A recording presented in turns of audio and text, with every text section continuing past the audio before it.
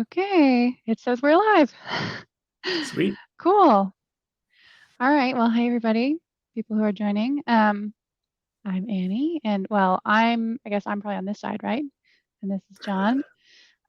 Jon this week is, I guess I'll let him give you the bio, but generally, where we are in this coffee chat series is that I'm talking to senior data analysts. And I'm finding that I'm really excited about this because a lot of you listening are interested in like learning about data analytics, but I get to learn from these senior data analysts as well. So thanks for coming on. Jon, this is your first time talking to like anybody live, right? It is, yeah. First time live on any platform. So be interesting. Cool. If you guys are out there, feel free to drop a comment in the chat to say hello. Um, Jon, I just will note there's like your setting is defaulted to private chat. So if you want to see the chat, you have to switch out of private chat. So anyways, if you have questions for us, drop a hello, drop a question. I'd love to see you guys. So Jon, I could have done research on you ahead of time, but I didn't do a ton. I'm curious, were you like always a data person? Were you always like, okay, I'm going to go into data or something math or something tech or whatever? Or were you a career changer like me? I wasn't a career changer in the sense that I started with another career. I was one of those college kids, though, that switched majors like 4 or 5 times. So Mm, I always thought I was going to be like a mechanical engineer, building some stuff. But then I didn't like school, and mechanical engineering was like a ton of school. And so I kind of flip-flop between math and business because I was always good with numbers, always enjoyed that. And then honestly, I landed on statistics because it was the shortest major in college. So I went with that so I could get done as quickly as possible. And that's kind of what led me to the path of data analyst, because before that, I didn't really know what it was and like how to get into it. yeah, it's funny. I have never like math has like never been my thing. I know I made a post today about how I use the modulus operator, but math has like never been my thing. And if you had asked me like when I was in college, like do you think you could be a data analyst someday? I'd be like, one, I don't know what that is, and two, almost positively no. So it's funny because like you saying you're interested in math and business, like naturally, if someone told me that, I'd be like, oh, you should look into data analytics. So Yeah, it ended up being a good path. I felt kind of odd in college though, because I didn't have that clear path of what I wanted to do, right? I mhm, I sometimes am at fault of having too many interests and not specializing in anything. So I was like, "Oh yeah, I'd love to be a product manager or a project manager, or like marketing is fun." So it's kind of yeah. hard to narrow in a path. So that was definitely the hardest part of like starting my career journey. Yeah. So like what got you actually like what was like was there like a defining moment or a defining thing that like kind of pushed you in? Was there like a job you just happened to get that got you into data analytics? So I was working part-time for a startup as like an intern. It was more just a part-time job. It was at a like a tax, they're building tax software for Hmm. accountants. And I was basically building out these tax forms on the back end using kind of like Excel logic. So like if this field is populated, then calculate this tax bracket, yada yada. Wasn't like the most exciting stuff, but I had worked in at like preparing taxes before that, so I had a little bit of background with that, and that's kind of what I thought I was going to go into, was being like a tax preparer or something like that. But really didn't enjoy it and started learning more in statistics, and I was like, oh, this is interesting. How can I use this like in my job? So I asked my then manager, was like, hey, I'm studying statistics. Like, is there any project I could do to like look at the data that we're using? He was like, oh, here's this data analyst at the company. Go shadow him. And I was like, oh, Hmm. okay, sweet. So that was kind of like the defining moment of like, here's my opportunity. Let's not mess it up. And I shadowed this guy, and he was building basically the data infrastructure for this startup from the scratch, and I was helping him build some dashboards. And this one specific project I was actually working on for my team, which was like 3 or 4 people building these forms, it wasn't like the main tax forms, like filing taxes. It was for tax resolution. So people that get audited have to file like certain forms. So So they're annoying. not as common. But there's a list of like hundreds and hundreds of tax forms, and each state has a different one. And so one of the first data analyses that I did was saying like, hey, do we actually need to build all of these, or like, do we need to build the top 20 because those are the only ones that get used? And so I almost put myself and my other intern friends out of a job because I realized I like found through the data that we don't need to spend our time building this. And I brought Oh. that to my manager. It was like, oh wow, we've just been wasting 3 months of our time. That's great. But that was definitely like a defining moment of my career of like, wow, like if you're not looking at the data, you could be wasting your time or wasting company money, right? So it's really cool. And then through that, I kept shadowing this guy and working with him, and eventually just got the role as I graduated and was hired full time to work under this guy. And so he became my new manager and worked out great. Wow. So if you wanted to do that so you could use more statistics, have you actually been using lots of statistics in your data analyst roles? Not really. I've kind of Okay. went down the of avoiding like strong statistical analysis type roles. Hmm. Because again, I like the business side more. I like being close to the business, Yeah. getting, 80 to 90% accuracy and going with a decision rather than running a full model to see if it's like statistically significant, right? Like I don't care that much, right? Like just Yeah. give me enough data to make a good decision. Yeah. Yeah, that's interesting. So how long did you stay in, I guess was that, I don't know, actually know what Bill does. You're at Bill, right? So what is that? Are you at the same company? Was that a different company? No, so this first company is called Canopy Tax. Okay. I was there for like a year as an intern and then probably another 9 or 10 months full time. But my manager at that time, he left to go back to another company. And then he recruited me to come with him basically a few months later. So I Hmm. went to a different company called Instructure, worked there for 9 months, and then I was laid off in 2020. And that's kind of what set me down the career path, career journey, job searching type realm. I really got ingrained in it and worked really hard. I basically said, okay, I have 2 months of severance. My full-time job is finding a job. How do I do that to the Yeah. best of my abilities? Um, and then I found a job within like a month, and I felt really confident in my interviewing skills, networking skills, and it was kind of like a light bulb of like, oh yeah, this is how it should work. Um, Hmm. and then I was at Progressive Leasing for a year and a half, and then now I've been at Bill for over a year now. So That's interesting. a bit of job hopping, partly due to salary. It's a little bit easier to jump from company to company and increase your salary. And then obviously the layoff. That wasn't my choice. Yeah. That's interesting. So like the layoff kind of then prompted you to really look into job searching. Do you think that having gone through that made you more comfortable and confident, like so that the next time you realize maybe it's time for a change, you felt like, but I can do it? Yeah, 100%. Yeah, my previous company, I was always doing like the research and doing things ahead of time, just in preparation of a layoff again, basically. And then Hmm. also just in preparation of like getting paid what I'm worth. Because that's always been important to me. It's like it's funny. I used to think out of college I was going to be the most loyal person to a company, right? And I'd stay there forever, work my way up, do all that. Yeah. And I would see other people start leaving the company. I was like, why would you leave? This is so great. This is so great. And then that startup that I was at went through 3 rounds of layoffs, and I was never included, which was really lucky. But I realized at that point, it's like you have to take control of your own career because you might get laid off. You might get overlooked for promotion.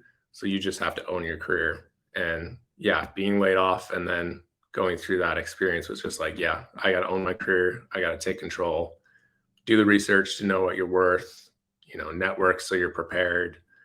You don't ever want to, be behind in that process. So what kind of things would like, so now, what kind of things do you do to prepare to kind of, if you were to ever get laid off again, like you said, you do things now ahead of time to prepare. What are those things? Yeah. So honestly, posting on LinkedIn, we talked about it a little bit before the live, is just creating that personal brand, right? Like you get more opportunities, more reach, more friends. You learn from other people. The data community is awesome in that way that people are so willing to help that I feel like if I got laid off, I could ask 20 people and they would have, maybe one job lead for me each. Um, so things like that, just building those relationships and being open. Um, and then the more you post on LinkedIn, the more chances you get that recruiters see you and they reach out for you, right? Even if you're not looking in the moment. Hmm. Is there stuff that you do within your roles? Like something that I've started doing is like keeping track at the end of every week, my challenges and how I overcame them, and my wins and like what I learned, how many customers I worked with, which is kind of specific to consulting. But is there kind of like internal things within your job that you're doing? Yeah, so I started that in this role because I realized if I want to get like a raise or promotion, I need to tell them what I've done and how much value I've added. So the start of my position, I've been tracking like basically every major project I've done, just in an Excel sheet or Google sheet, and I have like what the project was, who it was for, what skills I used, and then like an estimated value of what it Hmm. provided. And that's been really great because I can go to that and reference it for a resume or an interview or a talk with my manager to like ask for a raise and things like that. So yeah, definitely I would recommend that and wish I'd done that in my previous roles too.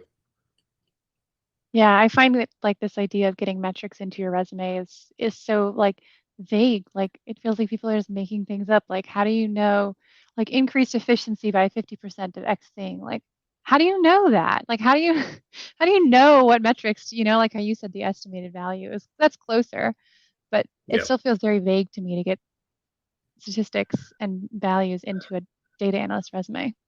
Yeah, it's funny. Honestly, I think that is one of my superpowers is figuring out like metrics for resume. Um, Yeah. yeah, it's funny to say, but I just feel like that's where my mind goes. It's like if it's on my resume, it had to have had a quantifiable impact. Mm, Otherwise, like I'm not going to put it on there. So, for example, I created a Python script that automated some emails being sent out. So instead of mhm, my team spending 10 hours a week on that, I spent 20 minutes.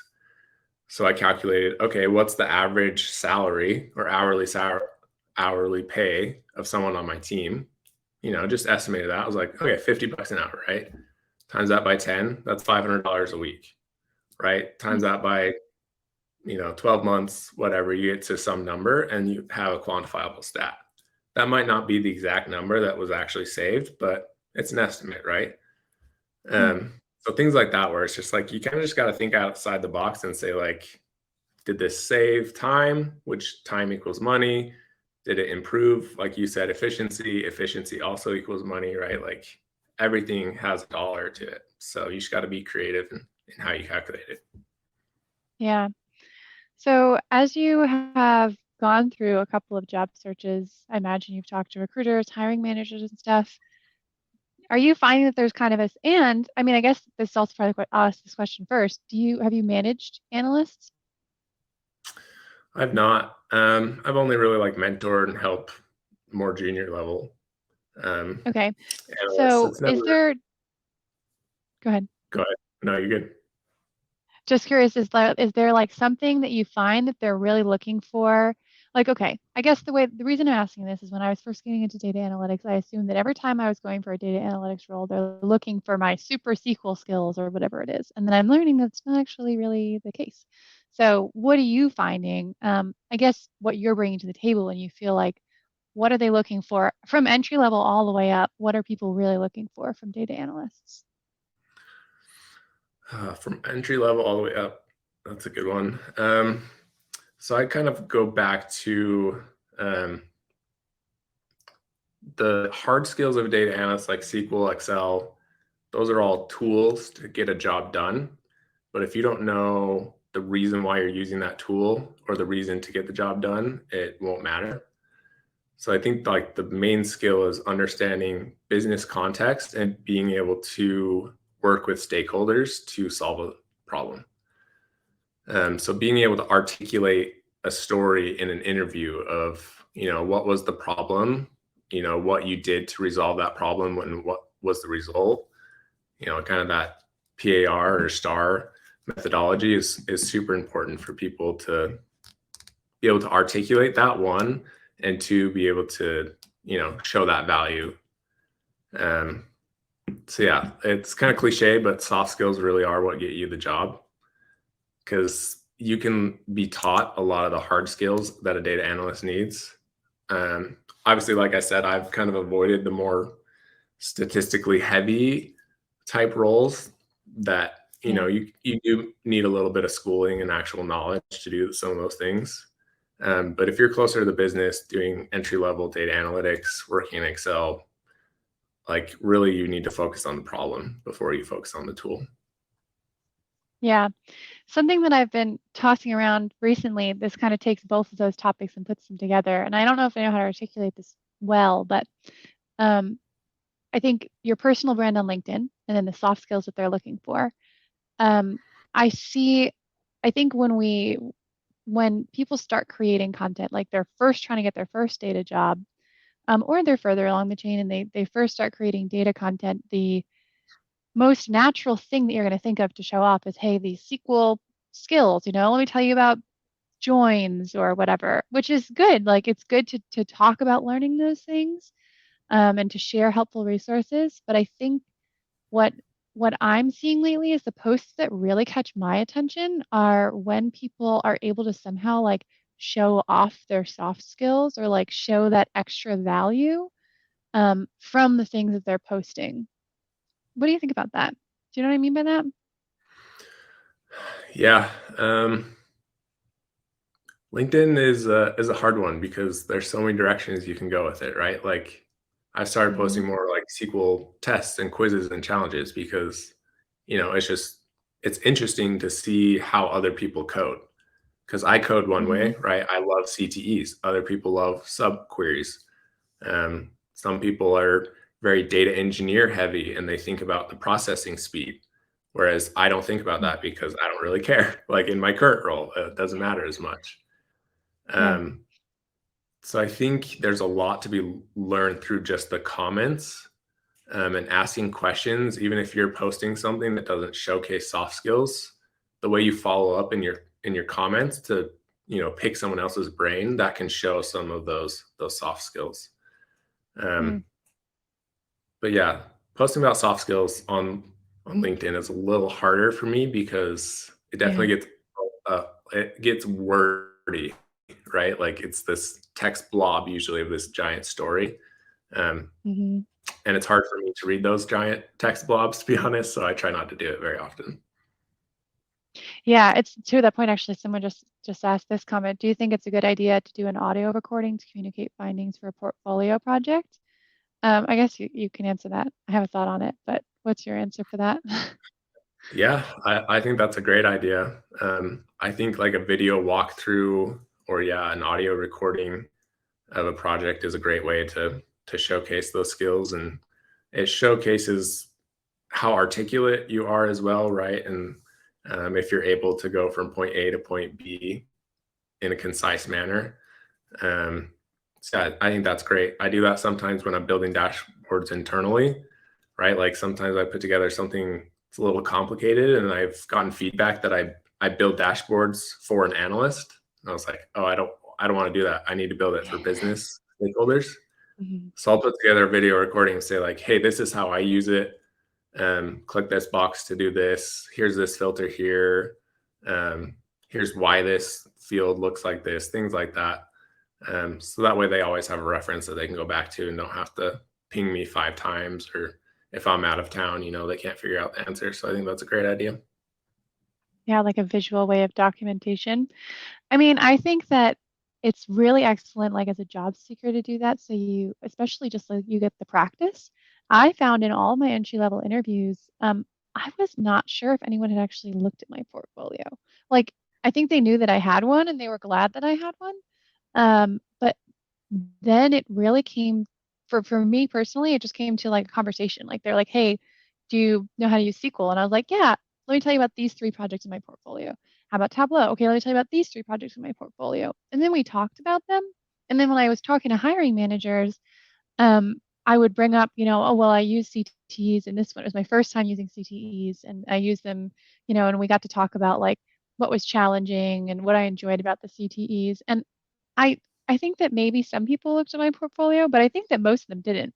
So I think that it's possible that if you make a video, your peers on LinkedIn will look at it. Hiring managers may or may not look at it, but that means you already have the content. And I talked about this, I think, with Lauren on my coffee chat with her, but you like have the content in your head, so you don't have to create it the first time.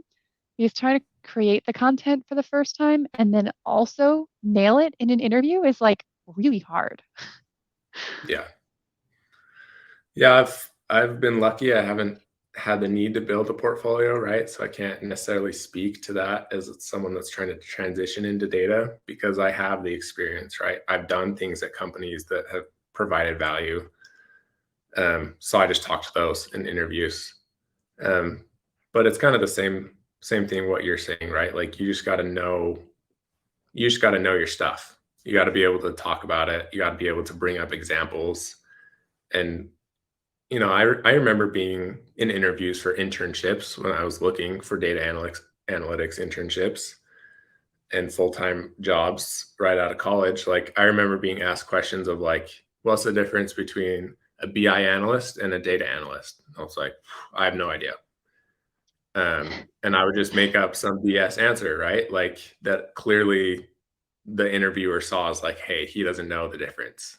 And instead of saying like, I don't know, I made up an answer, right? I try to figure it out. So I think that's another key too, is like, if you don't know, just say you don't know, but say you'll figure out how to learn it by doing X, Y, and Z, right?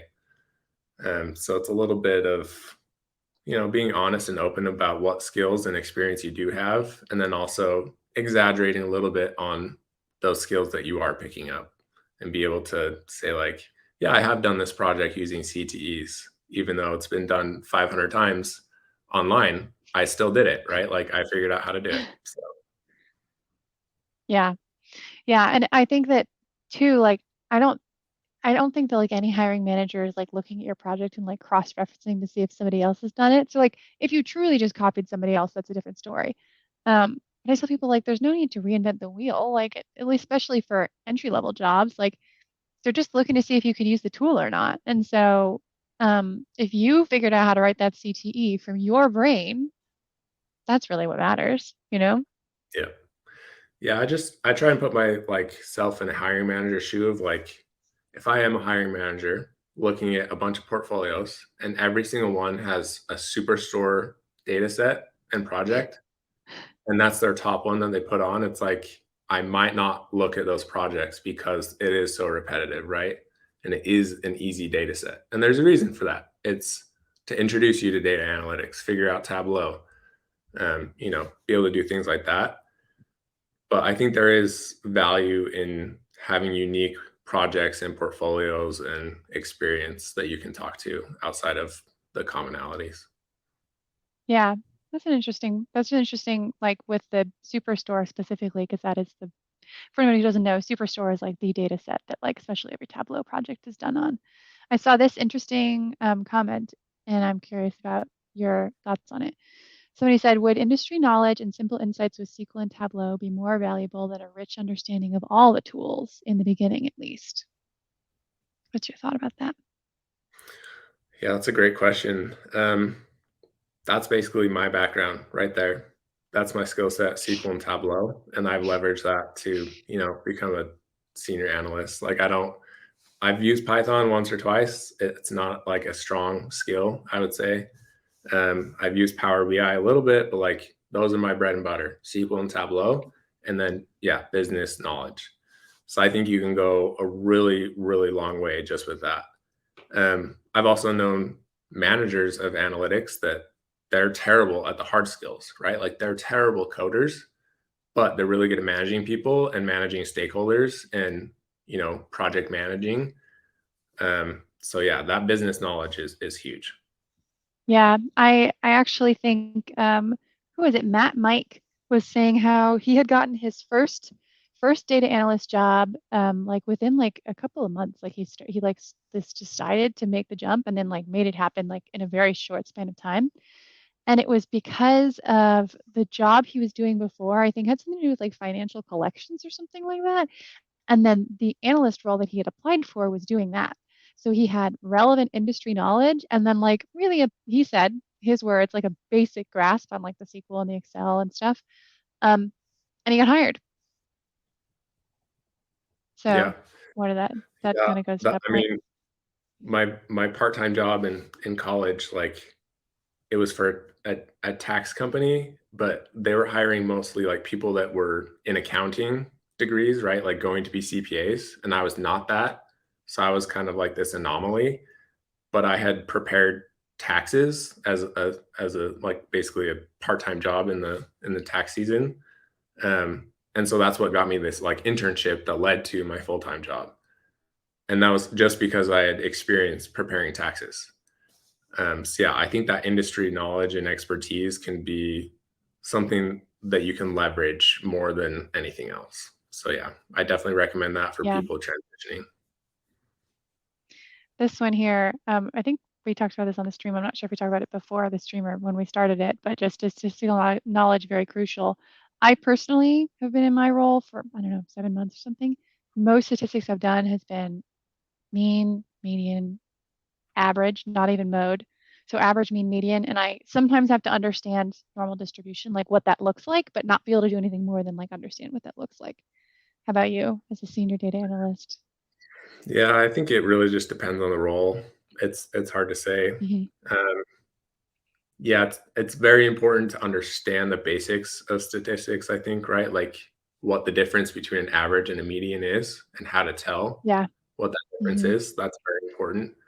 So I think the basics you do need to know. But the advanced stuff like ANOVA or t-tests or things like that, you're not, unless your job specific is running experiments, you're not going to use that very often.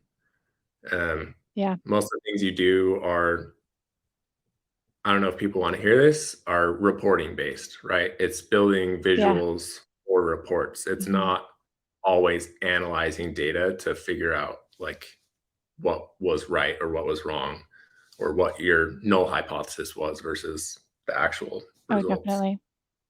Yeah, because that goes to the business. This next question was about business stuff. This says, outside of experience, how do you think you improve your understanding of business and business acumen? I'm curious to hear your answer on this, actually. Yeah, it's a great question. Something that's helped me honestly the past 6 months is trying to monetize through LinkedIn. I've learned a ton about like funnel marketing, right? Like how to get leads, how to get people interested in my stuff. Um, Hmm. Creating content on LinkedIn, like what is motivating to people, what catches their attention, what grabs them. So basically just doing stuff on my own, experimenting, trying it out. Um, and then outside of that, like LinkedIn is just so full of people that are niched down that if you want to learn about something, you can find it anywhere. And I mean, Hmm. Twitter for that matter, TikTok, like it doesn't have to be TikTok, LinkedIn, yeah. yeah, YouTube, like anywhere. So, like, if there's a specific industry that you're interested in, just go start reading, start listening, and then start trying to apply it. Do stuff on your own. Like, grab a data set from Kaggle, grab a data set from, your own apps that you use, and figure it out. Hmm. Yeah, just start consuming that content. I have been working on, I was not a businessy person at all. Like I was a nanny and, I was doing the occupational therapy thing. So getting into a role now where I'm definitely not just a technical data analyst. I do a lot of business stuff because I'm a consultant. So I tell companies about how they're doing and help them make decisions. And it's been like really it's been like a birth by fire type of thing in terms of like learning how to understand I think this is the reason that a lot of my advice has pivoted from I used to talk more about technical stuff, and now I talk a lot about communication and critical thinking and helping like understanding the business problem because I get a new company's problems every 2 weeks. And so like every 2 weeks or so, I'm coming into a new company and saying, okay, what's the business problem that you're having right now? What are we trying to solve? And I'm realizing that all every time you get a data analytics project, it really comes back down to, the money, the problem that you're trying to solve, efficiency, whatever it may be. But I think that a lot of people who are in analyst roles that aren't consultants maybe miss that because it just feels like a project after a project after a project. Um, but someone said to me the other day something interesting. He's like, yeah, I met with a CEO one time and he had like a different air about him than all the other people about the project. But he said, look, every time I swipe that key card in the morning, it costs me $88,000 or whatever it is. So at the end of the day, they have to be looking at the bottom line. So being in this situation is really like giving me that insight. And I try and give that back to people who are trying to get into the field because I think a lot of people who have backgrounds like mine think, oh, I have to learn the SQL, I have to learn the Excel. And it's hard to get your head around why like actually being able to solve the business problems is really what they're looking for, even all the way down to the entry level roles. Does that make sense? Yep. Yeah. 100%. Yeah. Um, yeah, I agree with everything you said. The business problem is at the core, right? If it's like a spoke and wheel type thing, it's like there's the business problem and the money that the business either needs to save or make, and then there's these spokes.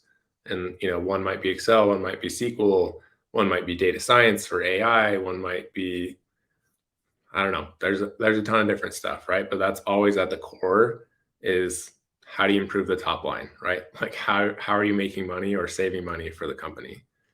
So if you can dig down Yeah. to that, and that's something I always recommend people ask in like interviews is, hey, what is the company? What's the biggest struggle for the company right now? What problems are you Mm-hmm. trying to solve? Because then Mm-hmm. you have this idea going into a new job of like, hey, what are they trying to do? Like, what are the questions they're asking? And maybe I can come in with a new perspective and try and solve those ideas. Because if you just come in saying like, hey, I know SQL, yeah, I'll write a bunch of SQL. And then you just wait for people to tell you why you're writing a SQL, like you're never going to get to a level where I don't know, you'll have job protection. There's no such thing really.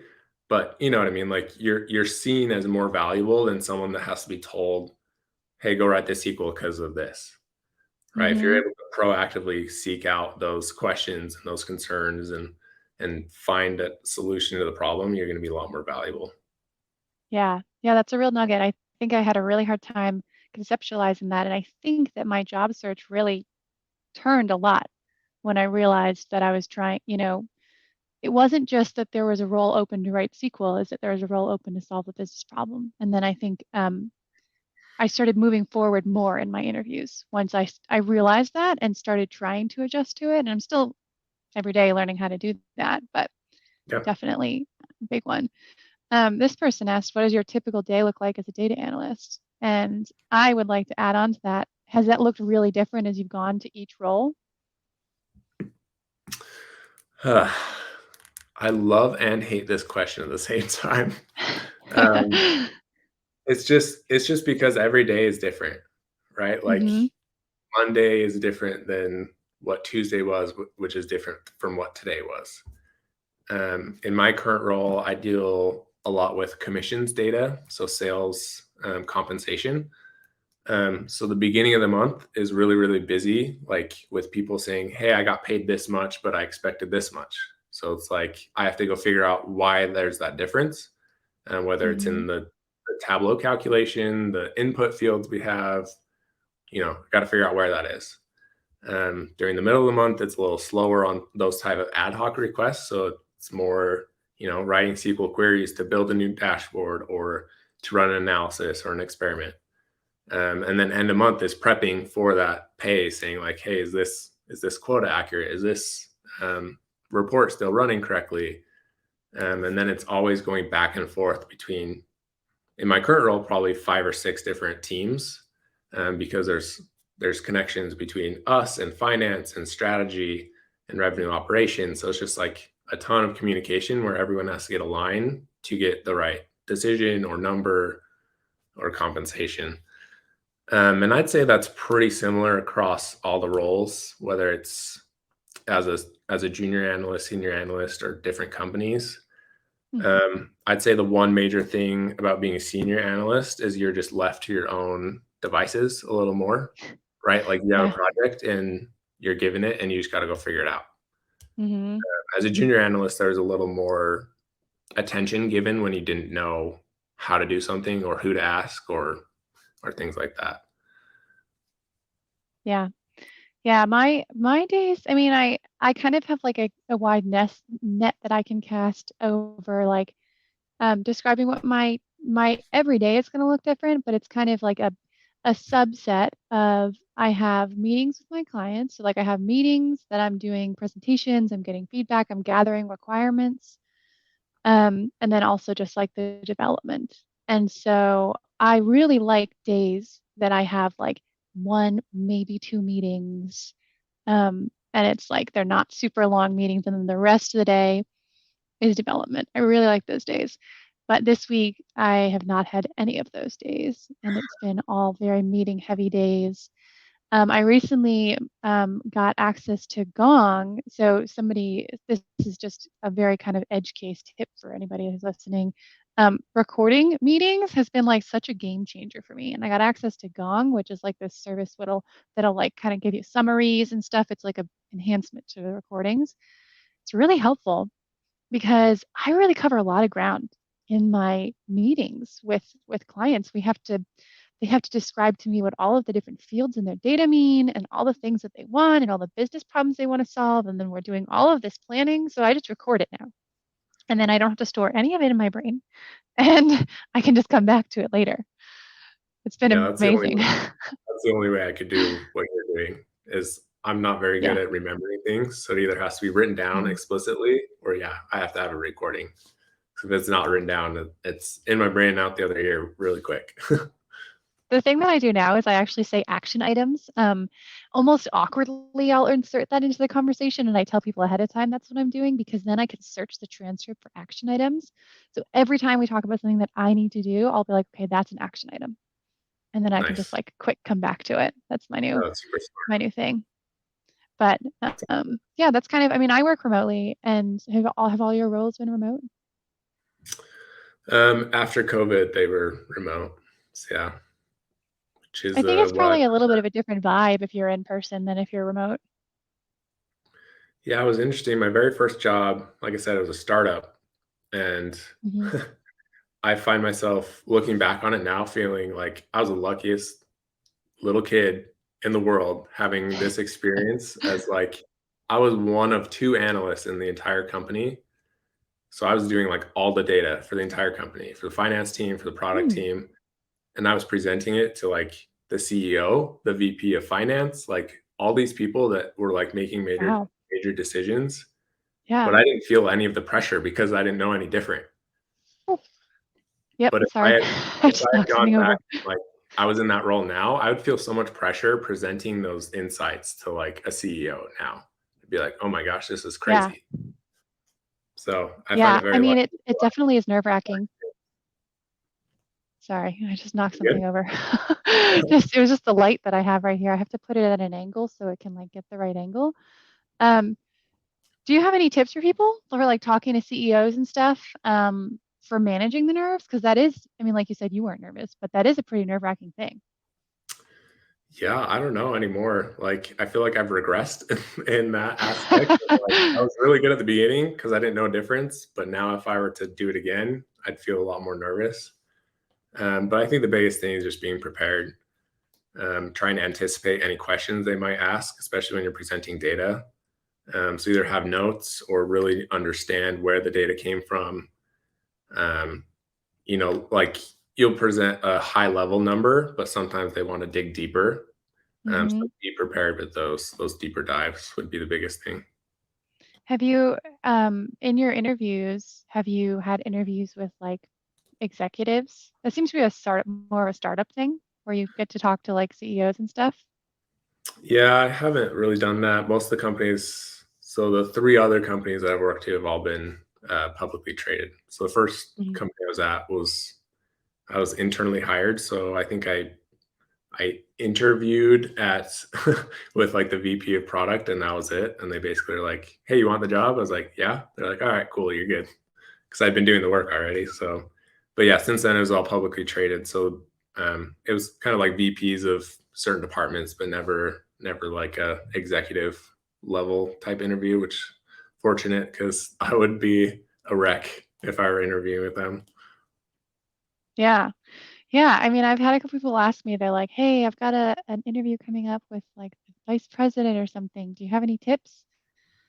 And it's hard to give tips on that because everyone has such a different vibe. I personally, my very first screening call with the company that I work for now was with the vice president because he had seen my post on LinkedIn. And he liked seeing, and also something you mentioned earlier, like in the comments, like how you can show your critical thinking in the comments. He had gone through my posts and he had seen all the comments, like the way that I was responding to commenters and stuff. And he was like, that is really impressive and lets me know that you're going to be good at talking to customers because I can see how you answer questions and think through them in the comments. Um, so I kind of didn't have any time to like, it wasn't like I kind of had gotten invested in the role and then, oh, I'm going to talk to the vice president. It was like straight in. But then I had another one where it was my last interview. It was with the I think either the CEO or the vice president. I was so nervous. I remember I was just like sweating so much. And this was before I realized that my goal was to present myself as someone who can solve his business problems. So I really just flew in there and looking back, I didn't get that job. I was very naive. The guy was really nice. He gave me a lot of really great advice. He's like, I think you're gonna be a great analyst someday. We just need somebody who's more experienced. But I was so nervous for that.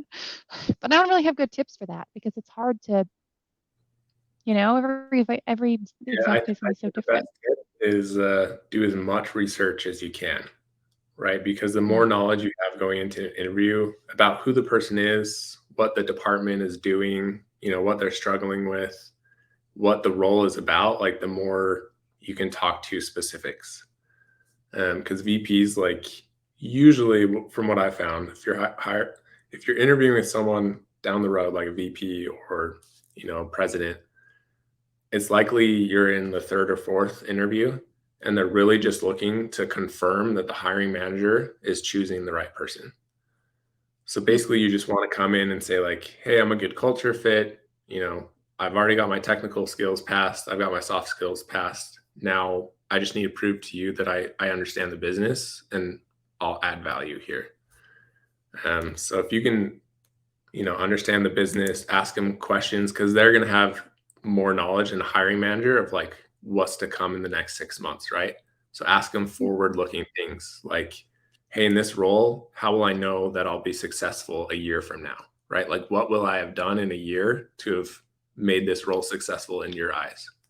Because that's the question they're going to get asked, right? Like, hey, is that new hire working out? How are they doing? mm. Yeah, that's really good. I'm just taking a second to process through that. I feel like I gotta like write that down. That's a really good piece of advice. I saw this one up here. I didn't want to lose it in the chat. This one was for you specifically. What are the posters Oh hanging yeah, on the wall behind you? so these are all my they're Lord of the Rings kind of locations. So we've got Mm. Rivendell, Rohan, Fangorn Forest, Khazad-dûm, and then we got a couple other Wow. ones. You see those ones? Yeah, over there. It was one of my Christmas Wow. presents a couple years ago for my wife. We're both very nerdy and love Lord of the Rings, so You're gonna have to go to New Zealand and actually match the pictures on your wall to the places that they were filmed in. yes, I would love to one day. Probably all the South Island. Um, the there was a question that I just had about interviews and stuff. Oh yeah. So your interviews, did you find like did you have to say like okay, what I'm noticing is that a lot of more senior level positions will list Python in there. And I actually think I saw a question here. Someone had said something about how like there's a lot of different, oh yeah, here it is. There's a lot of different, sometimes you'll see job postings, even for entry level analysts that have like a ton of things on them. Um, and I'm noticing that it seems like oftentimes those are all just like either A, you may or may not use this in this role, or they seem like they almost just like copy and pasted like what they think a data analyst job posting is. And then when you get more into it, you're like, oh, I would just be using Excel. Like that's literally what the job is. So how do you kind of like, as you're looking for roles, how do you kind of figure out, okay, am I going to be a good fit for this? Do I have the skills for this? And like, how do I need to prepare to make sure that I can succeed in this interview? Yeah, that's a good question. So Big question, sorry. now you're good. Before you ever get an interview, um, there's a few different things you could do. So obviously you can like read the job description thoroughly, see what comes up more than once. Because if they talk about it more than once, it's probably important. If it's just mentioned, right? Like AWS, they may or may not use it, like you said. But if they mention it more than once, like SQL or Excel or Tableau, then likely that's what they use. So you'll want to have experience with that or be able to talk to how you've been working on it. And then the second way before an interview is if you can figure out who works at that company and even better at like the specific department, reach out on LinkedIn and ask them. Be like, hey, Mm, I'm looking into getting into data analytics. I was curious what tech stack your company uses, and do you think that's like common for other roles, right? Something super easy to like say like, oh yeah, we use Snowflake and Power BI. That's hmm kind of a super easy intro to people that they don't have to give you any free advice. They don't have to work hard to look at your resume or anything like that. It's like a simple question. And then it opens the door for a referral as well if you can keep up that communication. So I always find it hard when people are like really desperate to get a job in the next month, right? Like it's almost too late for you. Like I'm sorry to say it, but like you should have started this process a while ago and building these relationships. So hmm that's the advice I can give is just start as early as you can. Start reaching out to people that are just ahead of you in the process of where you want to be and start asking them these questions, right? Like you're a great example. You're doing this with senior analysts and getting a bunch of feedback. So do things like that and be proactive about it. Like I said, take control of your career and that'll be the best thing for you. Yeah. So that reaching out that you said, were you doing that when you went for your other roles? Did you like reach out and like ask them, what's your stack and stuff? I did a little bit. Most of the roles I've gotten, I've already had a connection at the company. So I've been able to message them and either rekindle a relationship or keep up that relationship and basically have like an inside person and be able to ask them those questions. Like I said, my second job, my former manager basically recruited me to that company. So I had an Mm-hmm. in and I was asking him all those questions. I was like, hey, I don't know Tableau. I've never used it. Do they care? And he was Mm-hmm. like, well, Domo, so it'd be pretty easy to learn Tableau. Just talk about how you learned Domo. And I was like, okay, Mm-hmm. sweet. Right. So like it's I recommend these things that I haven't necessarily done a ton, but I know Yeah. that if you have that relationship, it's so valuable, right? Mm-hmm. If I didn't have that relationship, that's what I would try to do to get it. Is Yeah. start reaching out proactively. And I've done it a little Yeah. bit. Yeah, it's hard. It takes effort, but it's definitely worth it if you're looking 6 to 12 months down the road. Yeah. I definitely think that's a much more valuable use of like your messages, especially like your in-mails and stuff than like I think that content creators get a lot of messages from people who are like, "Hey, I want to get into analytics. Can you guide me?" I'm sure you've gotten that exact message a bunch of times. And no, we generally can't. I mean, people who are offering career services, like and whatever things that we've got, we can offer that, but we can't offer personalized advice to 10 people a day or however many messages we get a day. So it's a much more valuable use of your time to find someone who's doing something that you would really like to do that's really not that far ahead of you and who doesn't have a bunch of followers and ask them um, all these questions that you just said. What I know I saw you have like your what services, what things do you have like for your profile for people? Because I know that you've got some. Yeah, so I started out offering resume services, just reviewing resumes because again, I feel like I'm really good at creating good bullet points, creating value in resumes. My resumes have always had like a higher than normal success rate on just cold applying. I don't recommend cold applying, but when I have, I've had success. So I started offering that, and then I just released a job search kit that's basically just 7 different resources of like best practices for resume and how to implement them. Some of these like messaging templates, so you don't have to figure out what to say every time. A bunch of common data interview questions, so things like that that'll kind of be all in one place, so you don't have to search 500 LinkedIn posts or search Google and see which one is actually accurate and figure out what's the best way to job search. So those are the 2 things that I have now, and I'm working on either a resume like course. So basically, you can just take a video course, and I'll walk you through like how to do a resume, and then I want to say I'm going to release this soon, but it's a roadmap, a guide for people of like what they should do in 3 to 6 months to land a job. But that one's proving to be a lot more time consuming than I thought. And time is not what I have the most of right now. Yeah. Yeah, time is when I look at like my job and everything, like I've now learned that like my time is like the most valuable resource that I have.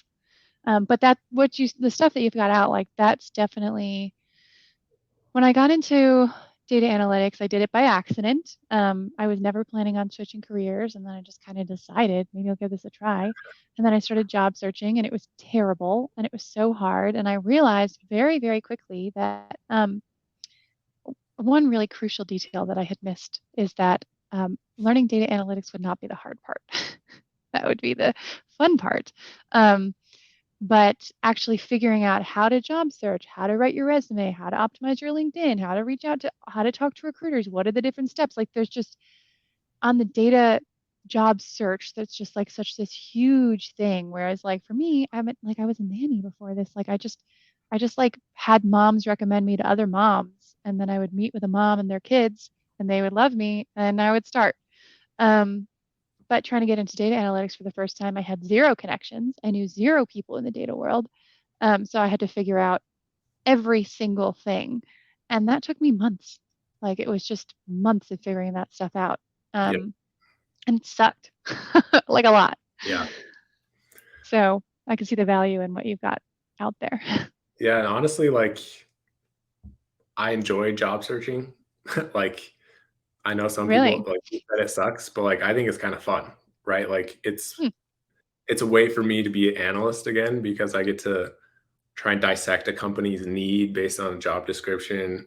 When I'm interviewing, I get to dissect like what their issues are and why they're hiring for the role, right? Like it's kind of fun in that aspect. And I keep up my skills when I do that too. I find if I'm not talking to recruiters or talking with hiring managers, like I lose a lot of that skill set over time. So like I'm not ever looking to leave my current job, but I'm always open to take, new hiring, like new interviews just to see like can I still get a job if I need it? And it keeps up those skills because it really is something that can be developed, but it does take work. Hmm. Do you think that it would make people at your company uncomfortable to hear that you had that like openness? That's something I've always like wondered about. I don't know. I've always just found like if you're providing enough value, they're not going to care because if you're providing value, they're going to do whatever they can to keep you, right? If you're kind of a mediocre analyst and you're not providing a ton of value, then yeah, that might not be the best thing to be open about, because they might say like, "Oh, if you want to leave, then leave. We don't need you," right? Like we were looking for an excuse to kind of let some people Yeah. go. So here's one right now, right? Hmm. Um, but again, I think it's a little bit of a confidence thing for me. I'm confident that if that company did let me go because I said I was taking recruiter interviews to see like how I could do in them, like I wouldn't want to be at that company anymore, right? Because They don't have Hmm. my best interest at heart. They have their best interest at heart. So I'd rather work somewhere that like they don't really care if you're taking interviews because they're confident that they're paying you enough. They have a good culture. They have good benefits, all these things that will like retain employees, right? Yeah. Yeah, I've seen some people will get into their first data job. Had this conversation a lot with people who get into their first data jobs and then they've been at it for a couple months and then they realize like the culture is really toxic or I'm really not learning anything. And they're like, so what do I do? Like, do I wait for a certain amount of time? Do I have to keep it really secret? Like, do I have to do any of my resume stuff very quietly? And I'm like, listen, I wouldn't go like put yourself open to work on your LinkedIn, but Right. like that would be a little aggressive. Um, but I think that always like I don't think there's anything wrong with looking towards the next steps, but I certainly wouldn't want to like I guess I wouldn't want to like have the head of operations of my company like come across me saying that I'm like looking for other roles. So Yeah. I worry about that stuff. But I'm also like I worry about things like that. Like I'm terrible at like negotiating. Is that something that you seem like the type of person who also like has gotten a handle on how to negotiate for like salary and benefits and stuff? Is that right? So this is like one way that I negotiate is I take these Hmm. recruiter like outreaches basically like because I'm not actively applying to anything, right? People are reaching out to me usually, and I'll ask them up front, like the very first thing is what's the salary range? Like what is this position Hmm. worth? That way I always know. So that's basically my negotiation is asking that first question. And then I get a gauge on the market and I can either come back to my current company and be like, hey, like this is where the market is. Like, how do we get me to this range? And then we come up with a plan. Or if I am actively interviewing, then I have all this data that I can show them and say, hey, I'm currently being considered for this amount. And it's real because people have those job openings, right? It's not just Glassdoor that is a range from 50 to 150, right? Like it's very narrow. Yeah. Because I'm not great at like the in-person negotiation and be like, oh well, you don't have this benefit, so I want $10,000 more, right? Like I prefer to do the Yeah. negotiation before you even like know if you're getting the offer or not. Hmm. Yeah. Well, do you have any other tips that you can impart on us? It's 7:57 my time. So do you have any other tips, things you'd like to give to us before we go? Uh, I don't know. There's a lot out there in the data world, a lot to know, a lot to learn. So I guess the biggest tip is make a plan. Just figure out what's important to you first of all. Like, why are you getting into data analytics? What do you want in a job? Right? Like for me, it was I don't want to do statistical heavy work. I want to be close to the business and drive decisions. And then once you have that, take that and run with it. Say like, okay, what companies, what departments do that? Who are those people that do that? Reach out to them, start that journey, um, and do it as soon as you can. Because if you wait until your tech skills are up to par, right? Like you're not going to have the benefit of having that relationship yet. So biggest tip is yeah, that just start a plan with where you want to be, what you want to do, and then go after it. Yeah, I think a lot of the other things you've said kind of nest very nicely into that as well. Yeah. Well, this was fun. Thanks for doing this, Annie. Appreciate it. Yeah. Thanks everybody else who tuned in. Um, yeah, I guess I'll see everyone on the next coffee chat. But thanks for coming to this, and I hope that people enjoyed getting to talk to you live for the first time. I hope so too. I'll have to read some of the comments later. Yeah.